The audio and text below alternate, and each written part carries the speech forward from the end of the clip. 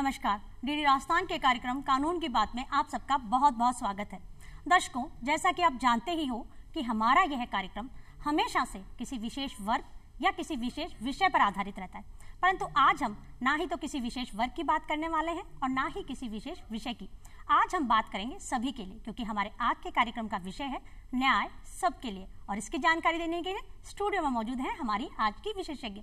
आइए लेते हैं इनका परिचय। आप हैं श्रीमती नीतू साहनी जी। नीतू जी, आपका हमारे कार्यक्रम में बहुत बहुत स्वागत है। नमस्ते। तो दर्शकों, कार्यक्रम को आगे बढ़ाते हैं और लेते हैं हमारे कार्यक्रम का सबसे पहला प्रश्न नीतू जी से। नीतू जी, मैं आपसे जानना चाहूंगी कि हमने जैसे बात की कि न्याय सबके लिए है, तो हमारे कानून के अंदर पिछड़ों के लिए अलग से बहुत कानून है, कमजोर वर्ग के लिए बहुत है, वृद्धजनों के लिए बहुत सारे कानून है, महिलाओं के लिए बहुत सारे कानून है, बच्चों के लिए बहुत सारे कानून है। ऐसे कौन से कानून है जो सबके लिए हैं? आर्टिकल जितने भी हमारे सबके लिए जो बताए गए हैं उनकी विस्तृत जानकारी हम दर्शकों को आप दीजिए। संविधान के अनुच्छेद 14 से लेके 18 तक सम्मान कानून की अधिकार की बात करता है। सम्मान कानून सबके लिए सम्मान, कोई भी किसी के भी तहत उनको विशेष दर्जा नहीं दिया गया है। 14 से 18 में बताया गया है कि कानून सबके लिए सम्मान है, किसी के लिए कोई स्पेशल एक्ट लागू नहीं है। और धार्मिक स्वतंत्रता का अधिकार देता है, शिक्षा का अधिकार देता है, आजीविका कमाने का अधिकार देता है, बोलने की स्वतंत्रता का अधिकार है, अभिव्यक्ति की स्वतंत्रता का अधिकार है।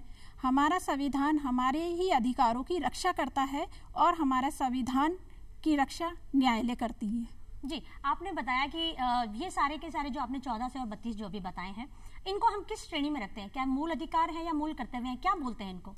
इन्हें हम हमारे मौलिक अधिकार बोलते हैं। जी, ये हमारे मौलिक अधिकार हैं। जी जी। अच्छा, मौलिक अधिकार जो है, इनका अगर किसी का हनन हो जाए, क्योंकि ये तो सभी के लिए आपने जैसा अभी बताया हमारे दर्शकों को, ये सबके लिए हुआ, इनका अगर हनन हो जाता है तो कोई व्यक्ति किस तरह से कोर्ट में जाके न्याय की गुहार लगा सकता है? अगर हमारे मौलिक अधिकारों का हनन होता है तो हम सबसे पहले हमारे संबंधित लोकल थाने में जाते हैं, उसकी FIR दर्ज कराते हैं। अगर वहाँ भी हमारी सुनवाई नहीं होती है तो न्यायालयों का गठन किया गया है। हम न्यायालयों में जाके अपने अधिकारों की रक्षा कर सकते हैं। हमारे मौलिक अधिकार जिनका भी हनन हुआ है, हम न्यायालयों से उनकी रक्षा कर सकते हैं। हम माननीय उच्च न्यायालय में जा सकते हैं, हम सर्वोच्च न्यायालय में भी जाके जनहित याचिका के तहत हमारे मौलिक अधिकारों की रक्षा कर सकते हैं। अच्छा, एक चीज बताइए मैम, आपने कहा कि न्यायालय में जा सकते हैं, पर न्यायालय में जाने से पहले मैम शायद थाने भी जाना पड़ता है, या सीधा न्यायालय में जाके हम इसकी अर्जी लगा सकते हैं? क्या दोनों प्रक्रियाएं सही हैं? दोनों ही प्रक्रिया सही है। अगर थाने में सुनवाई नहीं होती है तो हम न्यायालय में जाते हैं। कई बार होता है कि थाने में हम गए हैं, हम वहाँ नहीं एक्सप्लेन कर पा रहे हैं, या हमारी मांग नहीं हो पा रही है, या हमारी सुनवाई नहीं हो पा रही है, तो हमारे लिए न्यायालय के दरवाजे खुले हुए हैं। हम जाके न्यायालय में अपने अधिकारों की रक्षा की मांग कर सकते हैं। अच्छा, इसमें वकील की कोई सहायता मिलती है? फीस वगैरह में कोई छूट मिलती है? हर न्यायालयों में, हर राज्य में, हर न्यायालयों में जिला विधिक सेवा प्राधिकरण की स्थापना की गई है। जिला विधिक सेवा प्राधिकरण के अंतर्गत किसी भी गरीब जो अपने केस को, मुकदमों को नहीं लड़ सकता है या मुकदमों की पेचीदगियों को नहीं जानता है, उनसे अनभिज्ञ है, तो जिला विधिक सेवा प्राधिकरण मुफ्त में कानूनी सहायता देते हैं और वहाँ पे मुफ्त में ही उन्हें एक एडवोकेट नियुक्त कराया जाता है जो उन्हें मुफ्त कानूनी सलाह देकर के न्यायालयों में अधिकारों की रक्षा करवाता है। जी, आपने बताया कि विधिक सहायता केंद्र जो बनाए गए हैं, राजस्थान राज्य विधिक सेवा प्राधिकरण की आपने बात की, तो सिर्फ राजस्थान राज्य विधिक सेवा प्राधिकरण जो है, इसके माध्यम से अगर हमने न्याय की गुहार की तो हमें वकील और फीस में छूट मिलेगी? दोनों मिलेगा। दोनों मिलेगी, है ना? और अगर हम सामान्य कोर्ट में जाते हैं तो वहाँ हमको फीस भी देनी पड़ेगी और वकील का भी देना पड़ेगा।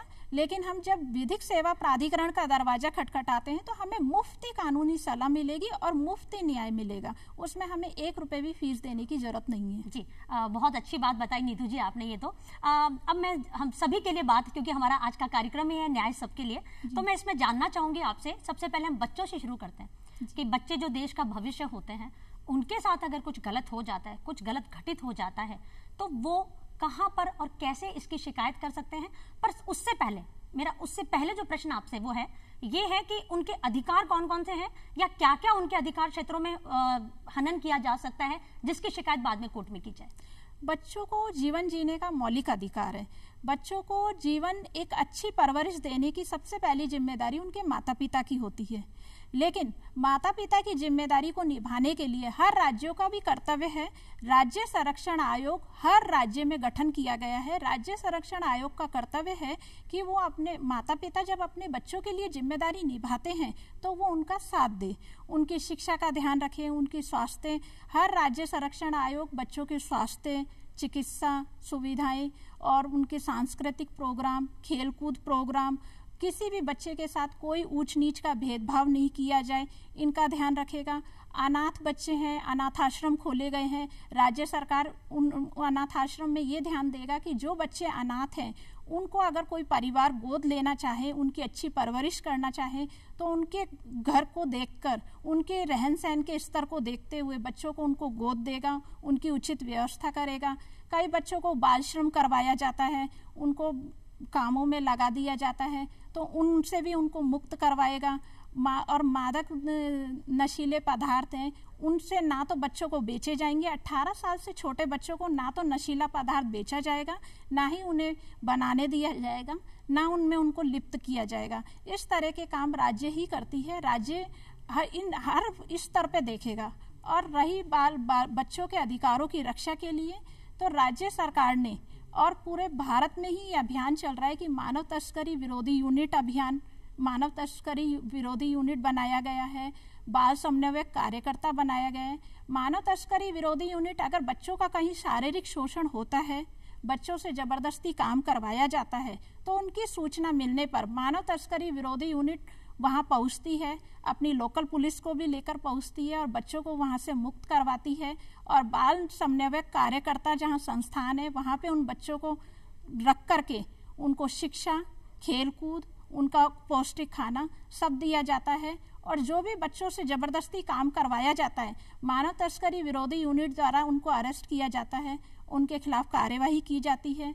उनके 370(5) आईपीसी, 344 आईपीसी में उनके लिए दंड का प्रावधान है कि बच्चों से जबरदस्ती काम नहीं करवाया जाएगा।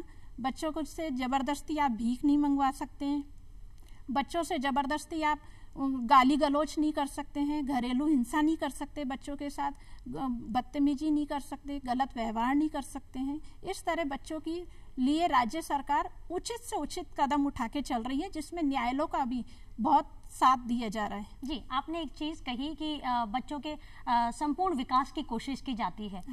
फिर भी अगर किसी बच्चे को मान लीजिए शिक्षा से वंचित रखा जाता है, उस आधार पर न्यायालय में किस तरह से गुहार लगाई जाए? अगर शिक्षा से किसी भी बच्चे को वंचित नहीं किया जा सकता। कानून नहीं, खुद नहीं, आरटी शिक्षा अधिनियम राज्य सरकार ने, भारत सरकार में ही आरटी शिक्षा अधिनियम 2010 को लागू किया गया है, जिसमें निःशुल्क शिक्षा और अनिवार्य शिक्षा दोनों ही वर्ड को शामिल किया गया है। जिसका मतलब है कोई भी बच्चा, चाहे उसके पास पैसा हो चाहे नहीं हो, चाहे वो सड़क पे ही क्यों ना रह रहा है, लेकिन उसके लिए आरटीई शिक्षा अधिनियम के तहत निःशुल्क शिक्षा है और अनिवार्य शिक्षा है, जिसके तहत वो अपनी शिक्षा प्राप्त कर सकता है। किसी भी राज्य सरकार आंगनबाड़ी स्कूल चला रही है, सरकारी स्कूल चला रही है, जहाँ पे आंगनबाड़ी स्कूलों में, सरकारी स्कूलों में मुफ्त खाना दिया जा रहा है, उनको किताबें भी पढ़ने के लिए फ्री दी जा रही है, उनको किताबें भी नहीं खरीदनी पड़ रही है, बैग भी उनको दिए जा रहे हैं। तो राज्य सरकार की ओर से बहुत सारे काम किए जा रहे हैं जिससे बच्चों का उत्थान हो सके और बच्चे अपना कल्याण कर सके। जी, बहुत अच्छी बातें आपने बताई नीतू जी। तो ये तो हुआ हमारे बच्चों के लिए। अब बात करती हूँ महिलाओं के लिए। महिलाओं के साथ बहुत सारी चीजें होती हैं, उनके लिए बहुत सारे विशेष अधिकार भी बनाए गए हैं हमारे देश में। तो महिलाओं के अगर अधिकारों का कानून में अगर समाज में अगर हनन होता है तो कानून में क्या प्रावधान है, और दूसरा ये कि महिलाएं किस तरह से और कहाँ जाकर अपनी शिकायत कर सकती हैं? महिलाओं को काफी सारे विस्तृत विशेष अधिकार दिए गए हैं। आज मान लीजिए महिला के साथ किसी के साथ भी यौन उत्पीड़न होता है या रेप होता है तो उसका नाम कहीं भी पब्लिश नहीं किया जाएगा, उसके नाम को किसी भी समाचार पत्र में, यहाँ तक कि न्यायालय में भी जब वो सुनवाई के लिए जाएगी तो उसका नाम नहीं लिखा जाएगा, उसके नाम की जगह पीड़िता वर्ड ही आएगा। और सूर्योदय, मान लीजिए सूर्योदय के बाद, सूर्योदय से पहले सूरज अगर ढलता है उसके बाद और सूर्योदय से पहले आप महिला को गिरफ्तार नहीं कर सकते। अगर कोई विशेष परिस्थिति है तो आपको प्रथम श्रेणी मजिस्ट्रेट से परमिशन लेनी पड़ेगी, तभी आप महिला को अरेस्ट कर सकते हैं। जी, मतलब आप ये कहना चाहते हैं कि सूर्य उदय से पहले और सूर्योदय के बाद किसी भी महिला को अरेस्ट नहीं किया जा सकता। विशेष परिस्थितियों में ही उसको मजिस्ट्रेट की परमिशन से बिल्कुल परमिशन लेनी पड़ेगी, बिना परमिशन के आप उसे अरेस्ट नहीं कर सकते। और इसके लिए महिला पुलिस का होना भी साथ में अनिवार्य है। बिल्कुल, अगर किसी महिला को अरेस्ट किया जाता है तो महिला पुलिस का होना बहुत जरूरी है। यहाँ तक कि अगर कोई महिला आरोपी है तो उसकी चिकित्सा की जांच, उसकी कपड़ों की जांच, उसकी जो भी आप शारीरिक जांच करना चाहते हैं वो किसी महिला पुलिस अधिकारी के द्वारा ही ली जाएगी या किसी दूसरी महिला पुलिस अधिकारी की निगरानी में ही ली जाएगी। उसे आप कोई भी छू नहीं सकते हैं। जी, महिलाएं कामकाजी होती हैं, तो कामकाजी महिलाओं के लिए अगर उनके साथ कुछ गलत हो तो? कामकाजी महिलाएं अगर ऑफिस कार्यालयों में उनके साथ यौन उत्पीड़न होता है, यौन उत्पीड़न की शिकार होती हैं, तो वो इसके लिए भी FIR दर्ज करा सकती है, वहाँ कंप्लेंट कर सकती है। और कामकाजी महिलाओं में भी अगर पुरुष और लेडीज दोनों एक पद पे समान है तो उन्हें सम्मान ही वेतन दिया जाएगा। लिंग के आधार पे आप उनके साथ भेदभाव नहीं कर सकते कि ये लेडीज है, ये जेंट्स है तो इन्हें वेतन ज़्यादा मिलेगा, ऐसा कुछ नहीं है। लिंग के आधार पे भी भेदभाव नहीं किया जाएगा, सम्मान वेतन दिया जाएगा। महिलाओं के लिए कन्या भ्रूण हत्या PCP NDT एक्ट भी बनाया गया है। अगर गर्भाधान के बाद और प्रसव से पूर्व अगर लिंग की तकनीक की जांच कराई जाती है तो PCP NDT के तहत महिला कोई भी शिकायत कर सकती है और उसके खिलाफ कार्यवाही कर सकती है। घरेलू हिंसा अधिनियम का गठन किया गया है। जब किसी भी महिला, चाहे वो घर में रह रही पत्नी हो या लिव इन रिलेशनशिप में रह रही कोई स्त्री ही क्यों ना हो, अगर उसके अधिकारों का हनन होता है, उसके साथ मारपीट होती है, शारीरिक यातनाएं होती है, उसे तंग परेशान किया जाता है, तो वो घरेलू हिंसा अधिनियम 2006 के तहत अपने अधिकारों की मांग कर सकती है। मातृत्व अवकाश अधिनियम लागू किया गया है। अगर कोई कामकाजी महिला है और उसका प्रसव होता है, वो बच्चे को जन्म देती है, तो वो 6 महीने तक मातृत्व अवकाश ले सकती है जिसका वेतन नहीं कटेगा। और उसके बाद भी, बच्चे के जन्म के बाद भी, जब तक बच्चा 18 साल का नहीं हो जाए, अगर उसे लगता है कि मुझे अभी और ज़रूरत है तो उसे 2 साल तक का और अवकाश दिया जाएगा जिसका वेतन उसे नहीं काटा जाता। उस 2 साल के पीरियड को वो कोई 7-7 दिन, महीना या 15-15 दिन के भी अंतराल से ले सकती है। जी, मतलब ये तो सरकार ने बहुत अच्छी सुविधा कर रखी है महिलाओं के लिए। जी, हमने बच्चों की बात की, हमने महिलाओं की बात की, हमने सबसे पहले सबकी बात की। अब हम बात करना चाहेंगे बुजुर्गों की। बुजुर्गों के साथ में आजकल देखने के लिए आता है कि न्यूक्लियर फैमिलीज हो गई हैं, एकल परिवार हो गए हैं। ऐसी स्थिति में बुजुर्ग कहीं पीछे छूटते जा रहे हैं। पर जब कभी वो किसी परिवार के साथ रहते हैं, अपने जनों के साथ रहते हैं, तब उनके साथ दुर्व्यवहार भी होता है, मारपीट भी होती है, संपत्ति को लेकर झगड़े भी होते हैं। ऐसी स्थिति में बुजुर्ग कहाँ जाए, क्या करें? माता पिता या वृद्धजन सीनियर सिटीजन अधिनियम भी आया हुआ है। उसके तहत क्या होता है कि अगर उनके साथ कोई घर में उनको सारी सुविधाएं नहीं दी जा रही है, रोटी, कपड़ा, मकान, उनकी मूलभूत सुविधाएं नहीं दी जा रही है, तो न्यायालय का दरवाजा खटखटा सकते हैं और अपने भरण पोषण की मांग कर सकते हैं। अपने बेटे, बहू, जिन पर वो आश्रित हैं, उनसे वो अपने भरण पोषण की मांग कर सकते हैं। वृद्धजन सीनियर सिटीजन अधिनियम 1987 की धारा 23 में यहाँ तक कहा गया है कि अगर कोई माता पिता अपने जीते जी अपनी प्रॉपर्टी अपने बच्चों के नाम हस्तांतरण भी कर देते हैं और उसके बाद उनको मूलभूत सुविधाएं नहीं दी जाती है, उनका ध्यान नहीं रखा जाता, उनको चिकित्सा सुविधाएं नहीं दी जाती है, खाना टाइम से नहीं दिया जाता है या उनका शोषण होता है, तो वो अपनी हस्तांतरित की हुई प्रॉपर्टी को भी अवैध घोषित करार दे सकते हैं, अवैध कर सकते हैं। इतना तक वृद्धजनों के लिए कानून बनाए गए हैं जैसे उनके किसी भी अधिकारों का हनन नहीं हो। आपने एक चीज कही नीतू जी, शुरू में अभी जब वृद्धजन की हम बात कर रहे थे, आपने कहा कि बेटे से, बहू से वो लोग अपना भरण पोषण का मांग कर सकते हैं। किसी कारणवश अगर किसी पुत्र की मृत्यु हो जाती है और पुत्र वधू जो है वो कार्यशील है, ऐसी स्थिति में क्या पुत्र वधू का ये दायित्व है या वृद्धजन का ये अधिकार है कि वो उस पुत्र वधू से भरण पोषण ले? बिल्कुल, अगर पुत्र वधू को उन्होंने प्रॉपर्टी में हिस्सा दिया है, नहीं दिया हो तो नहीं दिया है, तो अगर उनके बेटे से तो उसको प्रॉपर्टी आई ही होगी, तो उनका अधिकार है कि वो अपनी बहू से भी अपना भरण पोषण ले सकते हैं। और बहू का भी कर्तव्य है कि वो अपने वृद्धों की सेवा करें, क्योंकि वृद्धजन भरण पोषण अधिनियम बनाया ही इसीलिए गया है। जी, मतलब आपका कहने का मतलब ये है कि आपको प्रॉपर्टी मिले चाहे नहीं मिले, लेकिन अगर आपका किसी से सबसे करीबी संबंध है तो आपको उसकी देखभाल करनी ही होगी। ये कानूनी आपके ऊपर एक तरह से पाबंदी है। जी, बहुत अच्छी चीज है ये बुजुर्गों के लिए खास करके। अब मैं बात करना चाहूंगी पिछड़े वर्ग के बारे में। पिछड़ा वर्ग जो है उसके लिए बहुत सारे कानून बनाए गए हैं, कमजोर तबके के लिए बहुत सारे विशेष कानून भी हमारे देश में चलाए जा रहे हैं, कार्यक्रम भी चलाए जाते हैं। अगर उनका हनन होता है, उनके साथ कुछ गलत होता है, तो उसके लिए न्याय प्रक्रिया में क्या है? राजस्थान अनुसूचित जाति जनजाति अधिनियम पिछड़े वर्गों के लिए ही बनाया गया है। यह अलग से एक स्पेशल एक्ट बनाया गया है। अगर किसी नीची जाति के व्यक्ति के साथ कोई धर्म के आधार पर भेदभाव किया जाता है या शिक्षा के अधिकार पे भेदभाव किया जाता है कि आप नीची जाति के हैं, इधर मत जाइए, या यहाँ पानी मत पीजिए, या ये मत करिए, आपको नीचे बैठना है, ऊपर नहीं बैठना है, इस तरह का अगर किसी भी तरीके का भेदभाव किया जाता है तो राजस्थान अनुसूचित जनजाति अधिनियम के तहत अपने अधिकारों की रक्षा कर सकता है। ये जो एक्ट है वो अनुसूचित जनजाति के लिए उत्थान के लिए बनाया गया है कि उन्हें नौकरियों में भी विशेष दर्जा दिया जाए, नौकरियों में भी समान अवसर दिए जाए और धार्मिक स्वतंत्रता का भी अधिकार दिया जाए, और साथ उठ बैठ भी सकते हैं, साथ चल भी सकते हैं, कोई भी उनके साथ नीच भेदभाव नहीं किया जाए।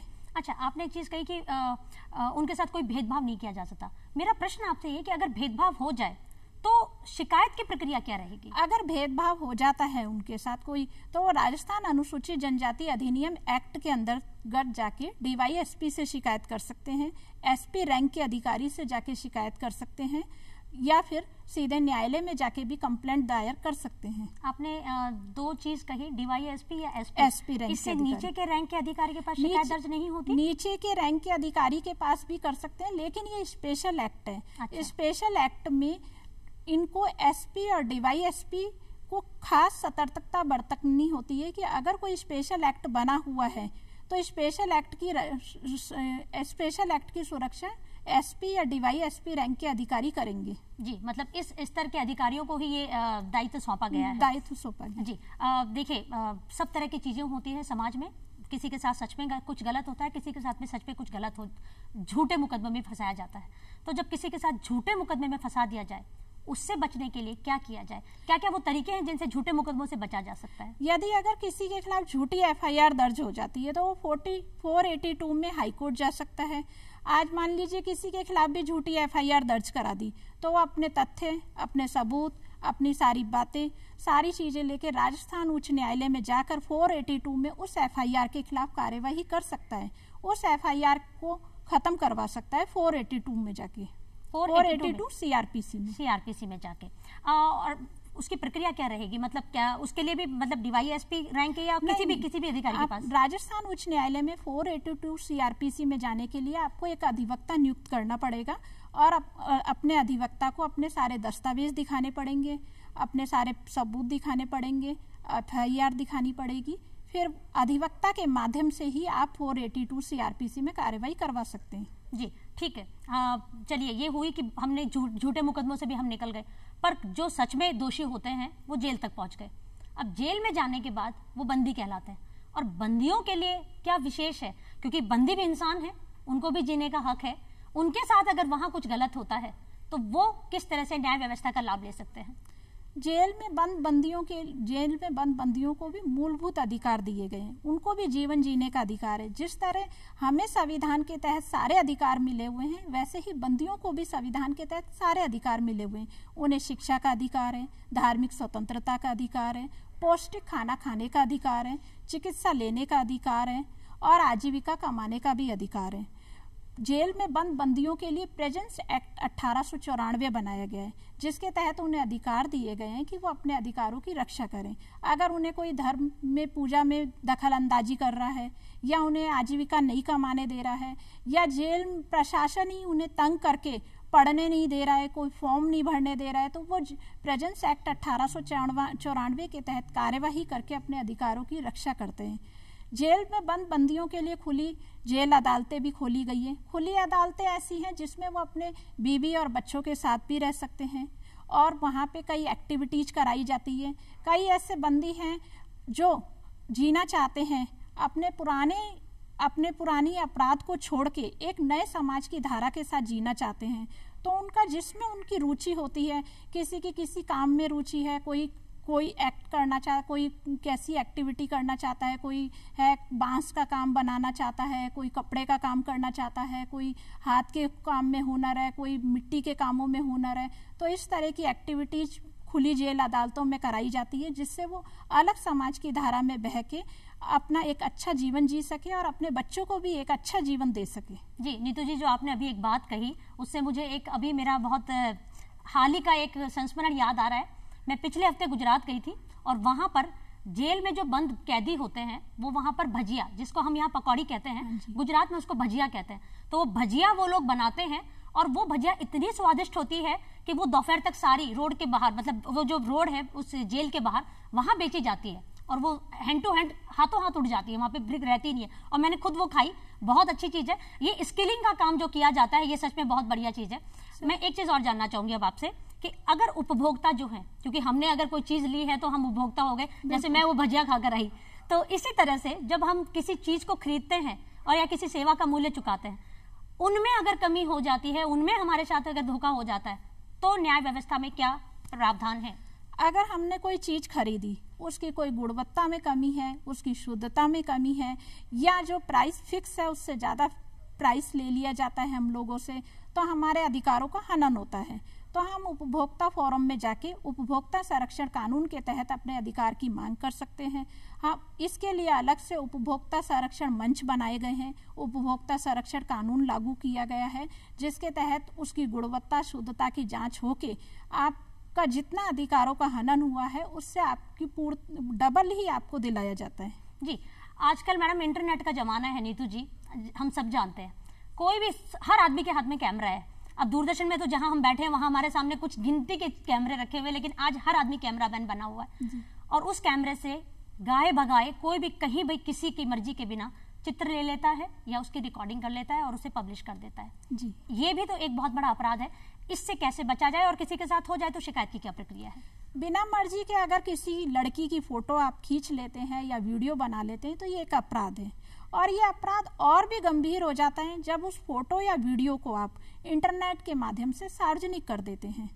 इसमें क्या होता है, मान लीजिए आज हम शादी में गए हैं, पिक्चर प्रोग्राम कहीं भी गए हैं, अगर वहाँ पे कोई फोटो होती है, खींची जाती है, तो वो तो इस श्रेणी में नहीं आती है, क्योंकि पिक्चर हम कहीं पार्टी में हैं, कहीं शादी प्रोग्राम में हैं, वहाँ की फोटोएं इस श्रेणी में नहीं आती है। लेकिन जैसे कभी मॉल्स में गए हुए हैं या हम कहीं पिकनिक पे गए हुए हैं और कोई हमारी फोटो पीछे से छुप के खींच रहा है, या मॉल्स में हिडन कैमरे लगे हुए हैं जो हमें नहीं दिख रहे हैं, हमारे हम कपड़े चेंज करते समय महिला की फोटो खींच ली जाती है, या किसी भी तरीके की उसकी ऐसी फोटो खींच ली जाती है या वीडियो बना लिया जाता है और इंटरनेट के माध्यम से उसको सार्वजनिक कर दिया जाता है, तो ये एक बहुत गंभीर अपराध है। इसके तहत आईपीसी की धारा 354 ग में दंडित किया गया है। 354 ग में किया गया है कि अगर कोई जबरदस्ती इस तरह की बिना मर्जी के फोटो और वीडियो खींचकर सार्वजनिक कर देता है, इंटरनेट पे डाल देता है, तो कम से कम 1 साल की सजा तथा 3 साल की अधिकतम सजा का प्रावधान है, प्लस जुर्माने का भी प्रावधान है। जी, आपने बताया कि इस तरह के ऑफेंसेस जो होते हैं वो उन्हीं को माना जाता है जो छुप के किए जाते हैं, पर कई बार रजामंदी में भी किसी के चित्र होते हैं, वो लिए जाते हैं, फिर वो पब्लिश कर दिए जाते हैं। उस स्थिति में क्या समझेंगे? अगर रजामंदी से भी कोई फोटो लिए जाते हैं, आज रजामंदी से किसी महिला की फोटो ले भी ली तो ठीक है, कोई अपराध नहीं है, लेकिन उस फोटो को लेने के बाद आपने उसको बिना मर्जी के इधर उधर इंटरनेट पे डाल दिया, सार्वजनिक कर दिया, तो वो गंभीर अपराध हो गया, तो वो गंभीर अपराध की श्रेणी में आएगा। वो महिला पुलिस में जाके थाने पे कंप्लेंट कर सकती है और डायरेक्ट न्यायालय में भी जाके अपनी सुनवाई कर सकती है। जी, एक बहुत संक्षिप्त में मैं आपसे एक प्रश्न का उत्तर चाहूंगी कि जिन लोगों का बाल विवाह हो जाता है वो अपने बाल विवाह को कैसे शून्य करार करवाएं? बाल विवाह जब बच्चों का हो जाता है वो ऐसी उम्र होती है कि उन्हें समझ नहीं होती, लेकिन जब वो 18-19 साल के होते हैं तब उन्हें एहसास होता है कि ये बाल विवाह हमारा जो हुआ है वो एक गंभीर अपराध है और एक ये कुरीति है जो समाज से इसे दूर करना चाहिए। जी, कुरीति है जिसे समाज से दूर करना चाहिए। नीतू जी, बहुत अच्छी चर्चा रही हमारी। आपको बहुत बहुत धन्यवाद हमारे आज के कार्यक्रम में पधारने के लिए। तो दर्शकों, उम्मीद करती हूँ हमारे आज के कार्यक्रम में दी गई तमाम जानकारी आपके लिए लाभकारी सिद्ध हो। अगले हफ्ते फिर होगी मुलाकात। कार्यक्रम रहेगा यही, कानून की बात। तब तक के लिए नमस्कार। नमस्ते।